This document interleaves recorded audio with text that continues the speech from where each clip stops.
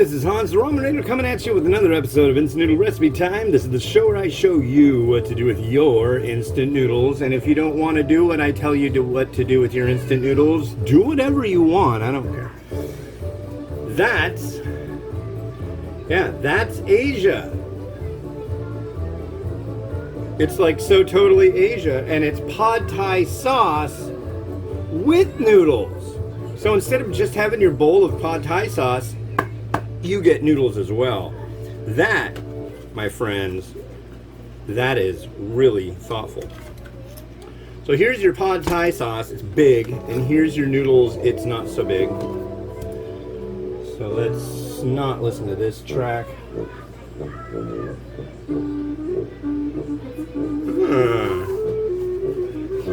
little kind of Jewishy music, that's cool.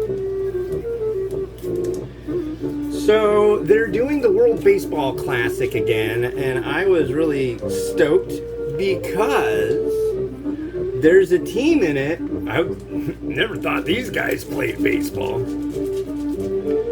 But Israel is in the World Baseball Classic, and my brother lives in Israel. So in honor of my brother, I'm gonna hunt down an Israeli World Baseball Team hat. I think that'll be pretty cool. I just wish I could get more Israeli instant noodles.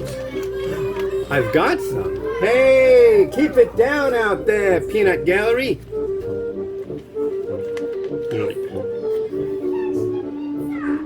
Leave the pizza alone. Catch the pizza.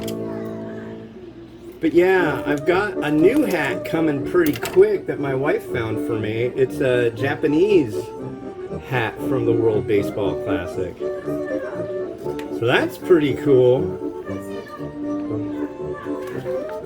It should be noted, I am not Jewish, but I guess what did we say? I'm guilty by association. I should tell you the story of me and my brother. So my wife got me an Ancestry DNA kit because there was a joke going for a while that I must be like part Asian because I enjoy these noodles so much and reviewing them. So she got me one. I was like, oh, whoa, okay. So I did it. I am not Asian whatsoever. Surprised. However, this guy messaged me and it showed us being like close family. And he was like, can I talk to you? Can I give my brother or my father your phone number? I'm like, sure, what do I got to lose? I'm sure I'm not related to this guy. Turns out his father is my brother, and that guy is my nephew. They live in Jerusalem, and my brother has 9 children. Most of them have 3 or 4 children. So instant, massive family. And I actually got to meet him and stuff. He came twice. And my mom denied the whole thing. It was before my mom and dad got married. She got pregnant. He was like, no.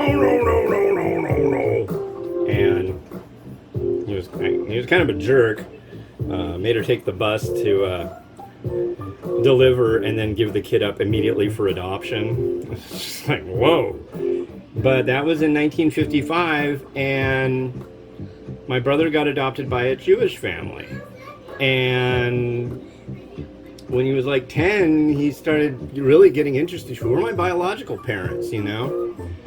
And it was only until my wife got me that DNA kit and his son did a DNA test too that we were able to finally meet. And my mom denied the whole thing, and then she finally relented. And the second time my brother came to Seattle, she actually showed up too. I was like, wow, that was amazing. I'm so glad he got to meet her. Okay, empty noodles into noodle box. Empty sauce over the noodles. Reseal noodle box and microwave on high 90 seconds. Let's see what happens.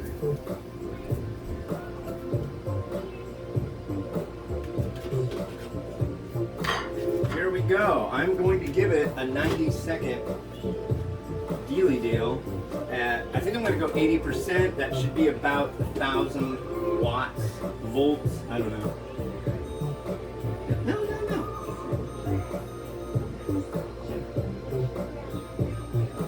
And power level, bing, bing, bing.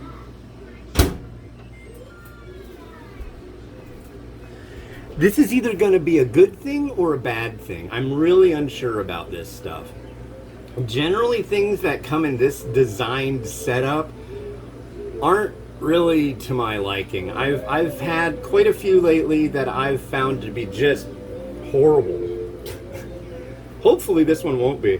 The only downside of it, really, other than that it might not be so great, at least in my opinion, is that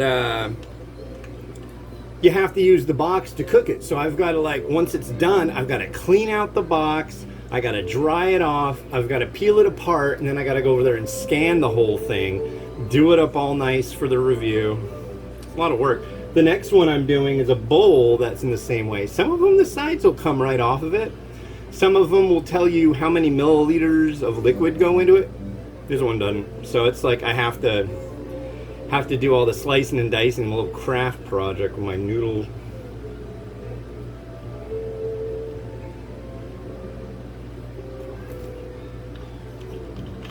But yeah,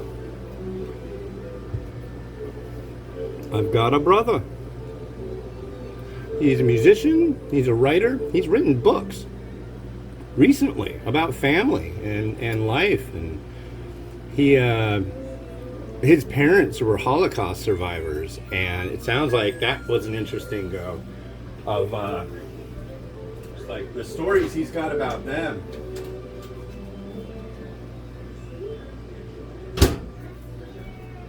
Here we are.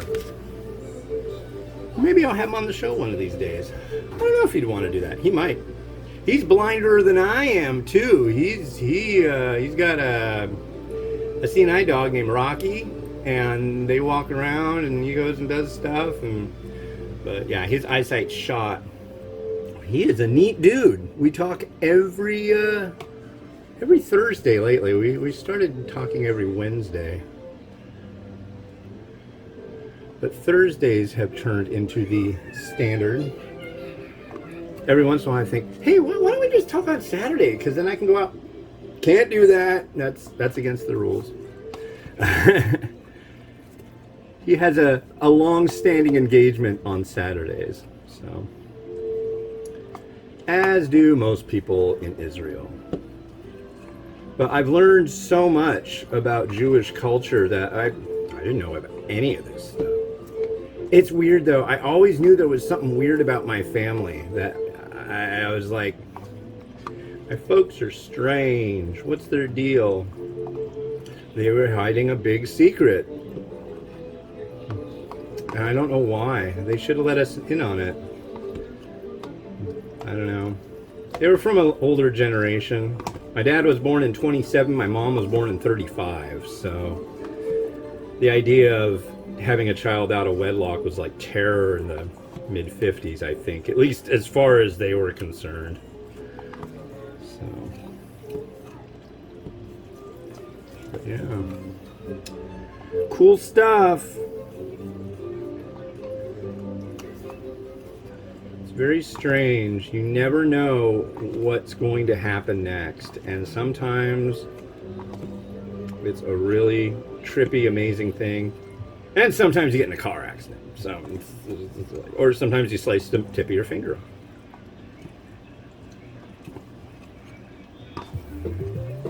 Yeah. So there's my little blah blah for the day. All about how I met my brother. I'll tell you what though, my wife got me the DNA kit for Christmas, which he thought, that's not exactly kosher, but it's just like, okay, how are you going to top that next year? You got me a brother for Christmas. All right, here we go. They're calling this pad thai sauce with noodle.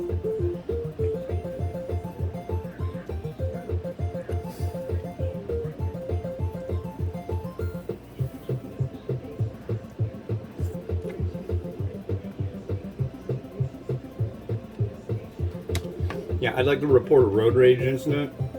I don't know what that is. It's very sweet. Like, extremely sweet.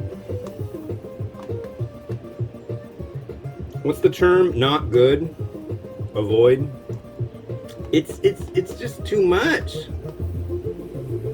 It's too much. Oh, drop my fork. But through the magic of the convenient world of fork makers, I have another fork at the ready. Threw some chicken in there. I'll throw some mung bean sprouts in there. Hopefully they get some color. I don't know. This stuff is weird. Definitely not when I... This is like bad. It's bad. This I'll really have to think about what I'm getting out of this that's not making me give it a 0. And I hate that. It's like, why couldn't you just make like a slightly sweet sauce with like coconut milk powder, bits of peanut? I don't know. It just seems like it really wouldn't be that hard to make something like this. I know there's supply and demand and there's cost for stuff, but really, this is like corn syrup, noodle, and maybe a touch of juice. It says there's all these different things in it, and it's like, it just turns into like a funk. I don't know.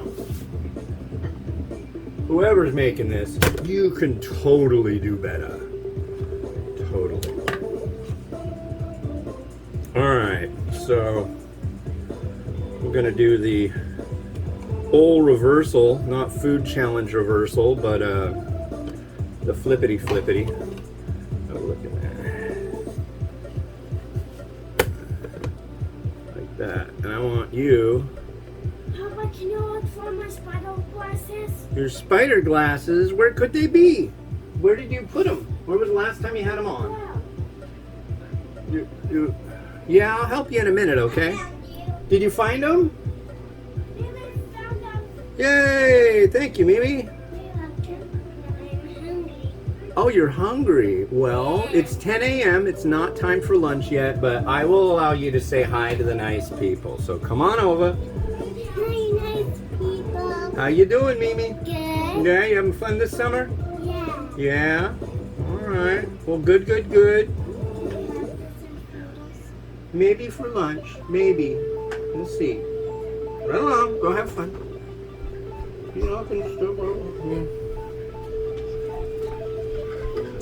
Oh, look, it's Miles. How you doing, Miles? Doing good. Yeah, you enjoying your summer? Yeah. Did you have fun on our nature walk the other day? Yes. Good. That's good stuff. All right, go have fun. Okay. I'm just finishing up. Love you too. So yeah. I'm gonna use a little bit of crushing.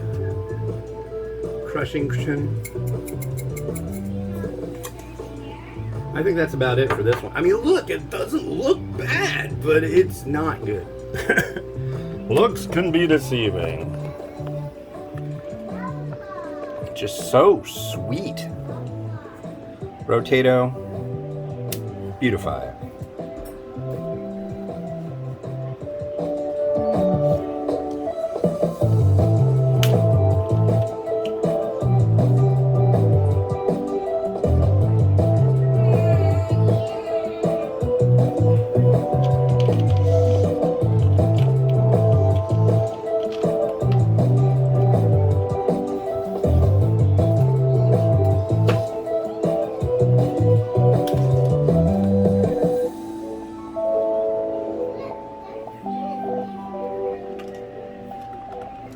Alright, cool. Thanks for watching. The next one we got is from a company called Jonga.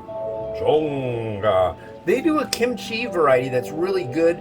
This is a seafood flavored noodle. I found this at Buhan Market in Edmonds, Washington. Meat place, nice people. They get stuff that I don't usually see, so we'll give it a try on the next episode of Instant Noodle Recipe Time. This is Hans the Ramen Raider wishing you enjoyment of your noodles each and every day. Have a good one and bye.